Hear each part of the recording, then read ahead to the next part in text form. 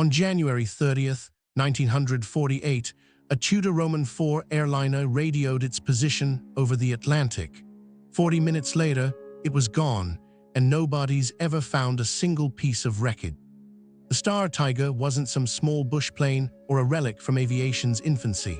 It was a modern, pressurized British aircraft operated by BSA, British South American Airways, one of the era's most reputable carriers. The plane had just completed a successful transatlantic crossing from London to Bermuda, refueling for the final leg to Jamaica. Everything appeared routine. The crew was experienced. The weather seemed manageable. Captain Brian McMillan was at the controls, a seasoned pilot with thousands of hours. His crew included a first officer, radio operator, and flight engineer. They carried 13 passengers, mostly businessmen and families. At 3:14 a.m. on January 30th, McMillan transmitted his position, roughly 400 miles northeast of Bermuda, cruising at 2,000 feet, all systems normal. The message was routine. It was also the last anyone would ever hear from Star Tiger. Ground control waited for the next scheduled transmission. It never came. By dawn, the radio silence was alarming. Search and rescue operations mobilized across the Atlantic. Ships diverted course. Aircraft from multiple nations swept the presumed crash zone. Days turned into weeks. Months passed. Not a single life jacket, not one seat cushion, not a slick of fuel on the water. The ocean had swallowed Star Tiger whole. The disappearance triggered the most extensive air-sea search of that era. Military vessels crisscrossed thousands of square miles. Aircraft flew grid patterns until their fuel ran low. Officials interviewed crew families, examined maintenance records, and reviewed every detail of the flight plan. Yet the investigation hit a wall almost immediately.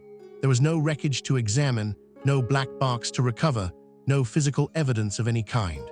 Theories emerged quickly. Some investigators suspected sudden structural failure, perhaps a catastrophic crack in the fuselage that went undetected during pre-flight checks. The Tudor Roman IV had experienced some issues in service, though nothing that should have caused a mid-flight breakup. Others pointed to the weather. Radio reports mentioned some turbulence in the region, though not severe enough to be considered dangerous by 1948 standards. The most unsettling theory involved something far stranger, a sudden, violent wind shear or downdraft, what pilots now call a microburst. Such phenomena can slam an aircraft downward with brutal force, too fast for a pilot to recover. In 1948, meteorology didn't fully understand these events. They were invisible on radar. They left no trace. A downdraft could have pushed Star Tiger from 2,000 feet straight into the ocean in seconds. But there's a problem with every mechanical explanation. Star Tiger was a well-maintained aircraft, and its crew was professional. Captain McMillan had never filed a suspect report. The engines had been serviced. The structure was sound, and the final radio transmission showed no distress, no warning, no hint of trouble. The plane simply stopped transmitting mid-flight as though someone had flipped a switch. This is where Star Tiger entered the lexicon of the Bermuda Triangle, that infamous stretch of ocean between Miami, Puerto Rico, and Bermuda. The triangle had already claimed attention in popular culture, though its reputation was largely exaggerated. Yes, ships and planes had vanished there, but statistically, the triangle wasn't more dangerous than any other ocean region. Yet Star Tiger's disappearance felt different. It felt inexplicable. The official investigation concluded that Star Tiger had likely ditched into the ocean due to structural failure or severe weather.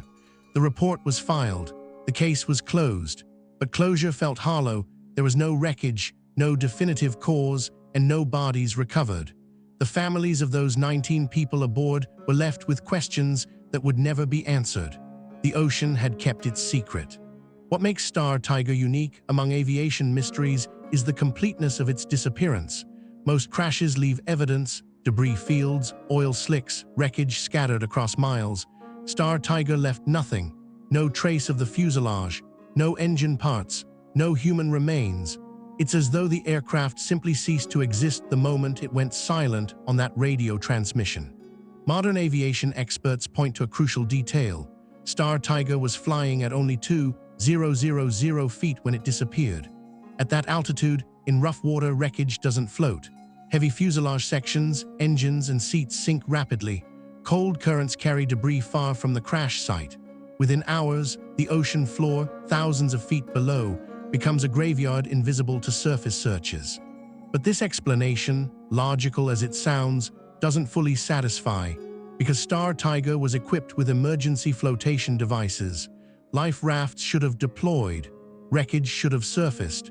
The absence of any physical evidence, even after weeks of intensive searching, remains genuinely puzzling, even by today's standards. The investigation did uncover one small detail that merits attention. The aircraft's radio direction finder, the tool pilots used to navigate, was noted as having some minor issues in the days before departure. Not serious enough to ground the plane, but enough to be recorded. Did McMillan become disoriented? Did he fly off course into worse weather? Did his crew lose their bearings in the pre-dawn darkness? These questions led to one final theory. Star Tiger may have encountered severe icing conditions at altitude. Ice accumulation on wings increases weight and destroys lift. Pilots in 1948 didn't have modern de-icing systems. If McMillan encountered unexpected icing, he might have descended to escape it, only to find himself in worse conditions below, disoriented and unable to recover. Yet even this theory remains speculative. No distress call was ever heard. No pilot would descend into unknown conditions without radioing ground control. The silence itself is the mystery. McMillan and his crew had every reason to communicate. That they didn't, that they simply vanished, suggests something sudden and catastrophic, something that didn't allow time for a final transmission.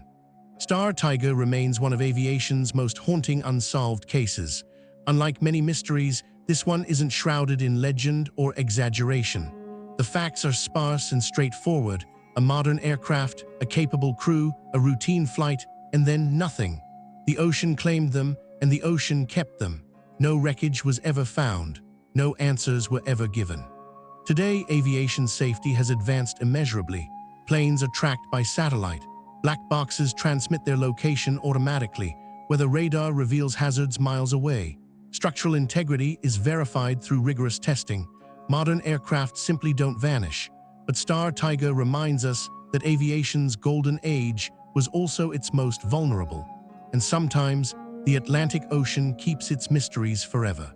Subscribe, there's a new unsolved aviation mystery waiting in your feed every week.